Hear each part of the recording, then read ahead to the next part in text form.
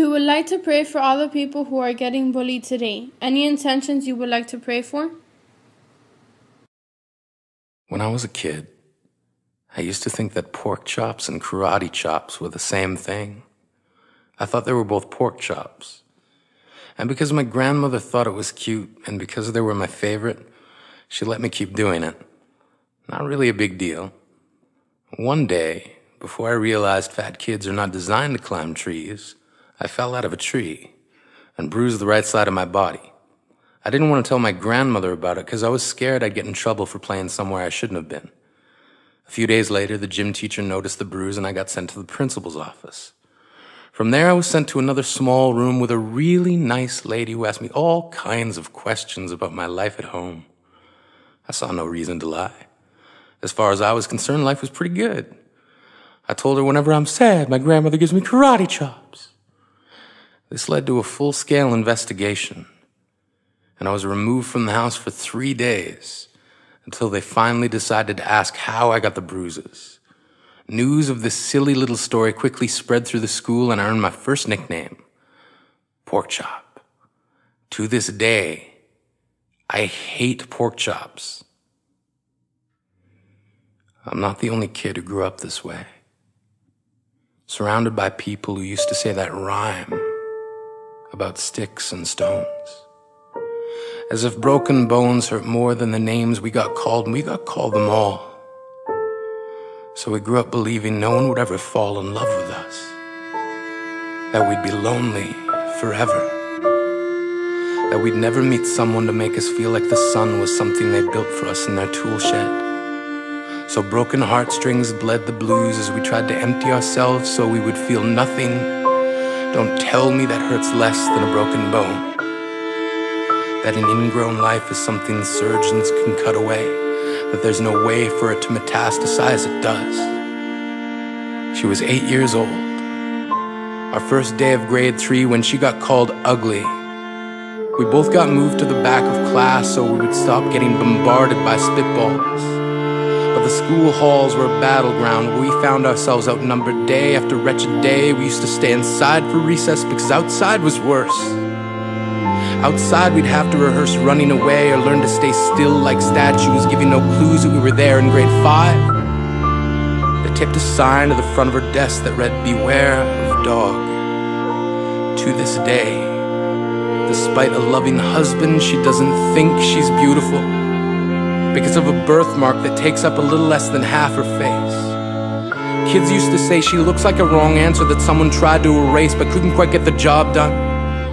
And they'll never understand that she's raising 2 kids whose definition of beauty begins with the word mom, because they see her heart before they see her skin, because she's only ever always been amazing. He was a broken branch grafted onto a different family tree, adopted.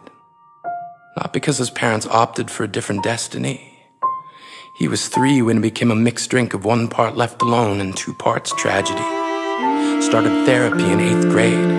Had a personality made up of tests and pills.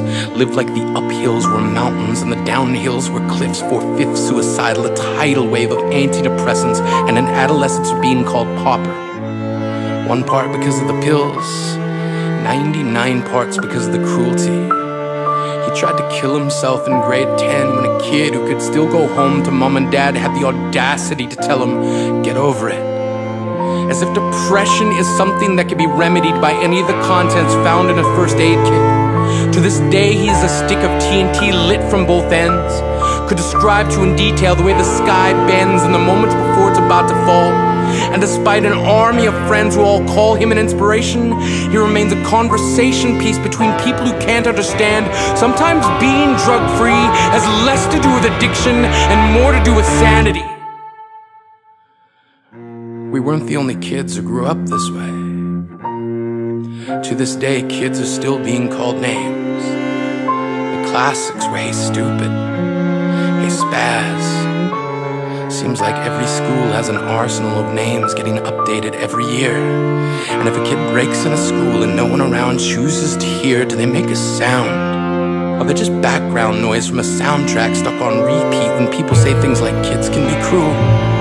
Every school was a big top circus tent, and the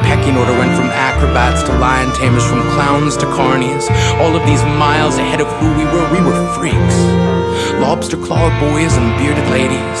Oddities juggling depression and loneliness, playing solitaire, spin the bottle, trying to kiss the wounded parts of ourselves and heal. But at night, while the others slept, we kept walking the tightrope. It was practice, and yes, some of us fell. But I want to tell them that all of this is just debris left over when we finally decide to smash all the things we thought we used to be.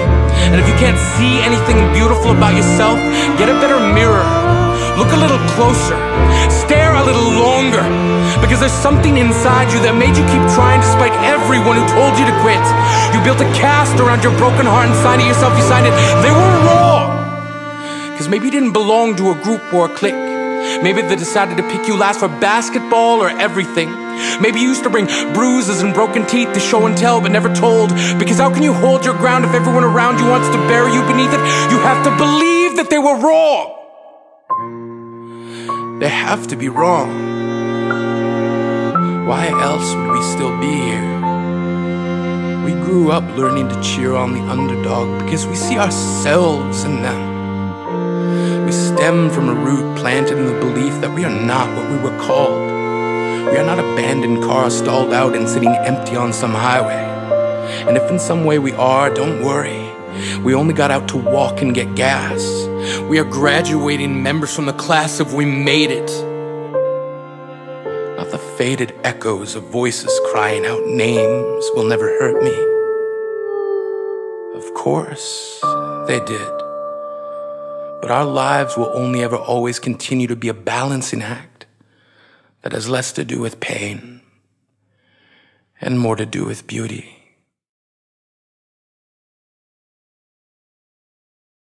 Bullying is something very bad and hurtful.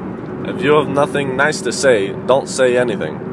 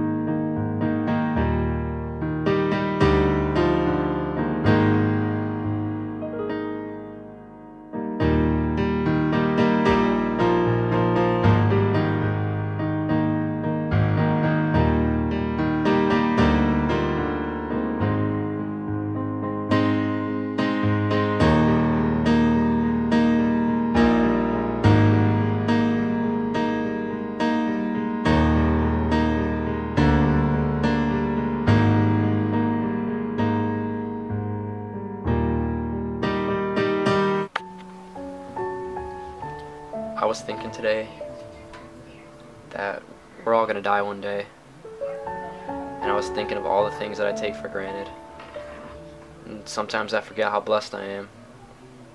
And I just wanted to say that if you're ever feeling down, truly take a moment out of your day to think of everything that you cherish. Go squeeze someone you love, put your heart and soul into that hug, and don't let go until you both can't breathe. Go make a friend with someone completely random.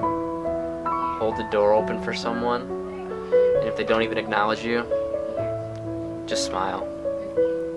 Never stop smiling. And if you're ever feeling lost, take a chance. If you've got nowhere to go, any road will get you there. Dance and sing like no one's watching. If you like someone, tell them.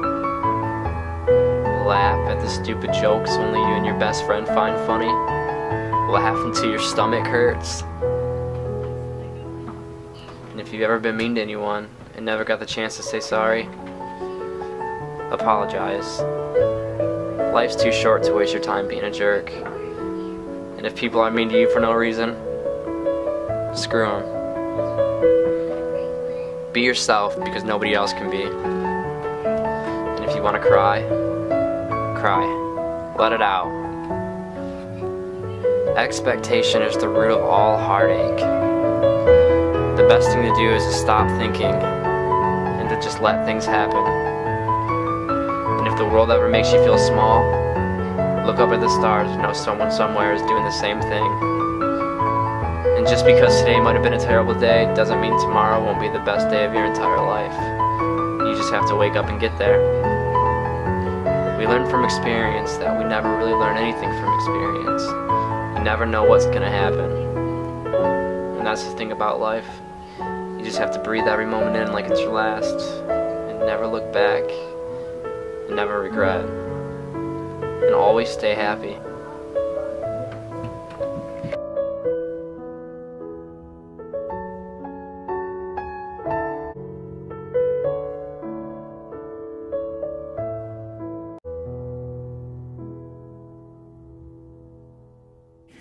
Our Father, who art in heaven, hallowed be thy name.